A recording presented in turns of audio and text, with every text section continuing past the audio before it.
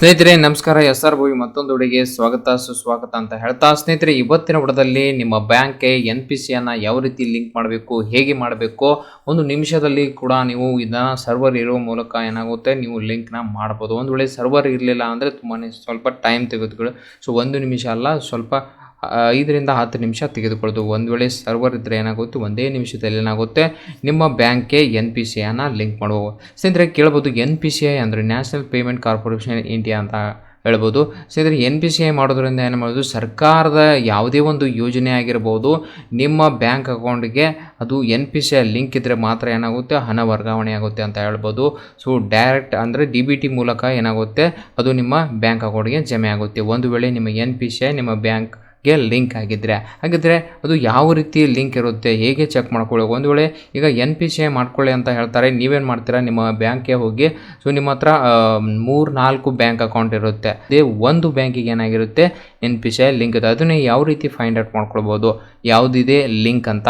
So ನೀವೊಂದು ಯೋಜನೆಗೆ ಅರ್ಜಿನ ಸಲ್ಲಿಸಬೇಕಂದ್ರೆ ಅಲ್ಲಿ NPCI ಲಿಂಕ್ ಇರುವ ಬ್ಯಾಂಕ್ ಪಾಸ್ಬುಕ್ನ ಮಾಹಿತಿನ ಕೊಡಬೇಕಾಗುತ್ತೆ. ಒಂದು ವೇಳೆ ಬೇರೆ ಯಾವುದೋ ಒಂದು ಬ್ಯಾಂಕ್ನ ಕೊಟ್ಟರೆ ಏನಾಗುತ್ತೆ ಹಣ ಏನಾಗುತ್ತೆ ವರ್ಗಾವಣೆ ಆಗೋಲ್ಲ. ಸೊ ಅದರ ಬಗ್ಗೆ ಎಲ್ಲ ಸಂಪೂರ್ಣವಾದ ಮಾಹಿತಿನ ತಿಳಿಸ್ಕೊಡ್ತೀನಿ. ಸೊ ಇದ್ರ ಜೊತೆಗೆ ವಿದ್ಯಾರ್ಥಿಗಳು ಕೂಡ ಏನು ಮಾಡಿ ಸ್ಕಾಲರ್ಶಿಪ್ಗೆ ಅಪ್ಲೈ ಮಾಡ್ತಾ ಇದ್ದಾರೆ. ಸೊ ಅವರು ಕೂಡ ತಮ್ಮ ಬ್ಯಾಂಕ್ ಅಕೌಂಟ್ಗೆ NPCI ಲಿಂಕ್ನ ಮಾಡಬೇಕಾಗುತ್ತೆ. ಯಾವುದೇ ರೀತಿ ಅದನ್ನು ಲಿಂಕ್ ಮಾಡ್ಕೊಂಡಿಲ್ಲ ಅಂದರೆ ಏನಾಗುತ್ತೆ, ಸೊ ಅದು ಹಣ ವರ್ಗಾವಣೆ ಆಗಲ್ಲ.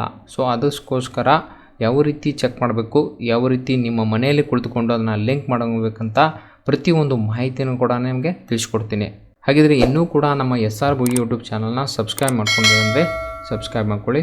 ಪಕ್ಕದಲ್ಲಿರುವ ಬೆಲ್ಲೈಕನ್ನ ಪ್ರೆಸ್ ಮಾಡೋದ್ರಿಂದ ನಾನು ಹಾಕೋ ಪ್ರತಿಯೊಂದು ವಿಡಿಯೋ ಏನಾಗುತ್ತೆ ನಿಮ್ಮ ಯೂಟ್ಯೂಬ್ ಆ್ಯಪ್ನಲ್ಲಿ ಅಥವಾ ನಿಮ್ಮ ವೆಬ್ಸೈಟ್ ಇದ್ದರೆ ಸೊ ಯಾವುದೇ ಒಂದು ವಿಡಿಯೋನ ಅಪ್ಲೋಡ್ ಮಾಡಿದ್ರೆ ಈ ನೋಟಿಫಿಕೇಷನಲ್ಲಿ ಬಂದಿರುತ್ತೆ. ಜಸ್ಟ್ ಡೈರೆಕ್ಟಾಗಿ ಕ್ಲಿಕ್ ಮಾಡಿಬಿಟ್ಟು ಆ ವಿಡಿಯೋಗಳನ್ನು ನೋಡ್ಬೋದು.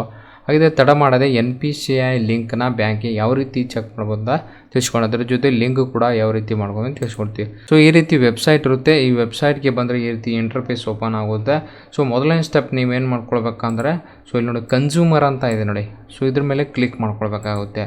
ಓಕೆ, ಸೊ ನಂತರ ಇಲ್ಲಿ ಕನ್ಸ್ಯೂಮರ್ ಅಂತ ಹೇಳಿದ್ನಲ್ಲ, ಕನ್ಸ್ಯೂಮರ್ ಮೇಲೆ ಕ್ಲಿಕ್ ಮಾಡ್ಕೊಳ್ಳಿ. ನಂತರ ಸೊ ಇಲ್ಲಿ ಕೊನೆಯದಾಗಿ ಒಂದು ಕೊಟ್ಟಿದ್ದಾರಲ್ಲ ಲಿಂಕು, ಇದ್ರ ಮೇಲೆ ನೀವೇನು ಮಾಡ್ಕೊಳ್ಬೇಕಾಗುತ್ತೆ ಕ್ಲಿಕ್ ಮಾಡಬೇಕಾಗುತ್ತೆ. ಸೊ ಜಸ್ಟ್ ಅದ್ರ ಮೇಲೆ ಕ್ಲಿಕ್ ಮಾಡಿಕೊಂಡ್ರೆ ಏನಾಗುತ್ತೆ ಮತ್ತೊಂದು ಪೇಜ್ ಓಪನ್ ಆಗುತ್ತೆ. ಓಕೆ, ಸೊ ಈ ರೀತಿ ಪೇಜ್ ಓಪನ್ ಆಗುತ್ತೆ. Welcome to Bharat Aadhaar seeding enable ಅಂತ ಬರುತ್ತೆ. ಸೊ ಇಲ್ಲಿ ಆಪ್ಷನ್ಗಳನ್ನು ಕೊಟ್ಟಿದ್ದಾರೆ. ಸೊ ಮೊದಲನೇ ಆಪ್ಷನ್ ಏನು, ಆಧಾರ್ ಸೀಡಿಂಗ್ ಆ್ಯಂಡ್ ಡಿ-ಸೀಡಿಂಗ್ ಅಂದರೆ ಒಂದು ಬ್ಯಾಂಕ್ಗೆ ಆಧಾರ್ ಕಾರ್ಡ್ ಸೀಡಿಂಗ್ ಆಗಿದೆಯಾ ಅಥವಾ ಇಲ್ಲ ಅಂತ ಚೆಕ್ ಮಾಡ್ಕೋಬೋದು. ಮತ್ತು ಸೊ ಬೇಡ ಅಂದರೆ ಡಿ-ಸೀಡಿಂಗ್ ಕೂಡ ಮಾಡ್ಕೊಳ್ಬೋದು. ಸೊ ಅಕೌಂಟ್ ಡೀಟೇಲ್ಸ್ ಅಂದರೆ ನಿಮ್ಮ ಆಧಾರ್ ಕಾರ್ಡ್ಗೆ ಯಾವ ಒಂದು ಬ್ಯಾಂಕ್ ಲಿಂಕ್ ಇದೆ ಅಂತ ಚೆಕ್ ಮಾಡ್ಕೋಬೋದು. ನಂತರ ಇನ್ನೊಂದು ಆಪ್ಷನ್ ಬರುತ್ತೆ, ಮೂರನೇ ಆಪ್ಷನ್ ಅಂದರೆ ಆಧಾರ್ ಮ್ಯಾಪ್ಡ್ ಸ್ಟೇಟಸ್ ಅಂದರೆ ಯಾವ ಒಂದು ಬ್ಯಾಂಕ್ಗೆ ನಿಮ್ಮ ಆಧಾರ್ ಕಾರ್ಡ್ ಲಿಂಕ್ ಇದೆ ಡೀಟೇಲ್ಸ್ ಕೂಡ ಎಲ್ಲ ಬರುತ್ತೆ. ಸೊ ಆಧಾರ್ ಮ್ಯಾಪಿಂಗ್ ಹಿಸ್ಟ್ರಿ ಕೂಡ ಇಲ್ಲಿ ತೋರಿಸುತ್ತೆ. ಸೊ ನಂತರ ನೀವು ಏನಾದರೂ ರಿಕ್ವೆಸ್ಟ್ ಕಳಿಸ್ರಿ NPCIಗೆ, ಸೊ ಇಲ್ಲಿ ರಿಕ್ವೆಸ್ಟ್ ಸ್ಟೇಟಸ್ನ ಇಲ್ಲಿ ಆ ನಂಬರ್ನ ಹಾಕೋ ಮೂಲಕ ಸೊ ಒಂದು ಅಪ್ಲಿಕೇಶನ್ ಜನ್ರೇಟ್ ನಂಬರ್ ಬಂದಿರುತ್ತೆ, ಆ ನಂಬರ್ನ ಹಾಕ್ಕೊಳ್ಬೇಕಾಗುತ್ತೆ. ಆ ರಿಕ್ವೆಸ್ಟ್ ನಂಬರ್ನ ಇಲ್ಲಿ ಸ್ಟೇಟಸ್ ಮೇಲೆ ಹಾಕಿದಾಗ ಅದರ ಮಾಹಿತಿ ನಿಮಗೆ ದೊರೆಯುತ್ತೆ.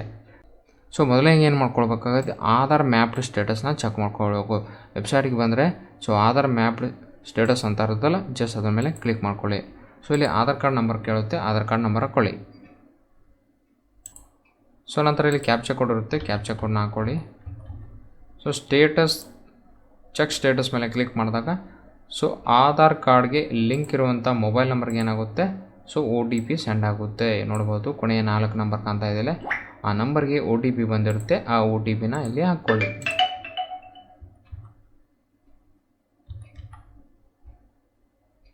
ಓಕೆ, OTPನ ಹಾಕಿದ್ದೀನಿ. ನಂತರ ಕನ್ಫರ್ಮ್ ಅಂತ ಇರುತ್ತೆ, ಕನ್ಫರ್ಮ್ ಮೇಲೆ ಕ್ಲಿಕ್ ಮಾಡ್ಕೊಳ್ಳಿ. ಸ್ನೇಹಿತರೆ ನೋಡ್ಬೋದು ನಿಮ್ಮ ಆಧಾರ್ ಕಾರ್ಡ್ ಮ್ಯಾಪ್ಡ್ ಈಗಾಗಲೇ ಆಗಿದೆ. ಎನೇಬಲ್ಡ್ ಫಾರ್ DBT ಅಂದರೆ ಯಾವುದೇ ಒಂದು ಯೋಜನೆ ಆಗಿರ್ಬೋದು, ಸ್ಕಾಲರ್ಶಿಪ್ಗೆ ಅಪ್ಲೈ ಮಾಡಿದ್ರೆ ಒಂದು ಬ್ಯಾಂಕ್ ಅಂತ ಇಲ್ಲಿ ಕೊಟ್ಟಿದ್ದಾರೆ ನೋಡ್ಬೋದು, ಇಂಡಿಯಾ ಪೋಸ್ಟ್ ಪೇಮೆಂಟ್ ಬ್ಯಾಂಕ್ ಅಂತ. ಸೊ ಯಾವ ದಿನಾಂಕದಂದು ಮ್ಯಾಪ್ ಆಗಿದೆ ಇಲ್ಲಿ ತೋರಿಸ್ತಾ ಇದೆ, ಮ್ಯಾಂಡೇಟ್ ಫ್ಲಾಗ್ ಎಸ್ ಅಂತ ಬರಬೇಕಾಗುತ್ತೆ. ಓಕೆ, ಸೊ ಇದು ಒಂದು ಡೇಟು ಮ್ಯಾಪ್ ಆಗಿರುವುದು ಮತ್ತು ಯಾವ ಒಂದು ಬ್ಯಾಂಕ್ಗೆ ಲಿಂಕ್ ಆಗಿದೆ ಅಂತ ಇಲ್ಲಿ ತೋರಿಸ್ತಾ ಇದೆ. ಸೊ ಒಂದು ವೇಳೆ ಇಲ್ಲಿ ಯಾವುದೇ ರೀತಿ ಆಧಾರ್ ಮ್ಯಾಪ್ಡ್ ಸ್ಟೇಟಸಲ್ಲಿ ತೋರಿಸ್ತಾ ಇಲ್ಲ ಅಂದರೆ ಸೊ ಲಿಂಕ್ ಇಲ್ಲ ಅಂತ ತಿಳ್ಕೊಳ್ಬೇಕಾಗುತ್ತೆ. ಒಂದು ವೇಳೆ ಲಿಂಕ್ ಇಲ್ಲ ಅಂದರೆ ನೀವೇನು ಮಾಡ್ಕೊಳ್ಬೇಕಾಗುತ್ತೆ, ಮೊದಲನೇ ಆಪ್ಷನ್ ಚೂಸ್ ಮಾಡ್ಕೊಳ್ಬೇಕಾಗುತ್ತೆ, ಆಧಾರ್ ಸೀಡಿಂಗ್ ಅಂತ ಇರುತ್ತೆ, ಅದರ ಮೇಲೆ ಕ್ಲಿಕ್ ಮಾಡ್ಕೊಳ್ಳಿ. ಓಕೆ, ಜಸ್ಟ್ ಅದರ ಮೇಲೆ ಕ್ಲಿಕ್ ಮಾಡ್ಕೊಂಡ್ರೆ ಕನ್ಫರ್ಮ್ ಅಂತ ಕ್ಲಿಕ್ ಮಾಡಿ. ಸೊ ನಂತರ ಇಲ್ಲಿ ಆಧಾರ್ ಕಾರ್ಡ್ ನಂಬರ್ ಹಾಕ್ಕೊಳ್ಳಿ. ಸೊ ಮೊದಲಿಗೆ ಆಧಾರ್ ಕಾರ್ಡ್ ನಂಬರ್ ಹಾಕ್ಕೊಳ್ಳಿ. ನಂತರ ಇಲ್ಲಿ ಸೀಡಿಂಗ್ ಅಂತ ಇರುತ್ತೆ, ಸೀಡಿಂಗ್ ಮೇಲೆ ಕ್ಲಿಕ್ ಮಾಡ್ಕೊಳ್ಬೇಕಾಗುತ್ತೆ. ನಂತರ ಬ್ಯಾಂಕ್ ಅಕೌಂಟ್ನ ಸೆಲೆಕ್ಟ್ ಮಾಡ್ಕೊಳ್ಳಿ. ಅಕೌಂಟ್ ನಂಬರ್ 2 ಸರ್ತಿ ಹಾಕಬೇಕು. ಸೊ ಇಲ್ಲಿ ಕನ್ಫರ್ಮ್ ಮೇಲೆ ಕ್ಲಿಕ್ ಮಾಡ್ಕೊಳ್ಳಿ. ನಂತರ ಚೆಕ್ ಬಾಕ್ಸ್ ಇರುತ್ತೆ.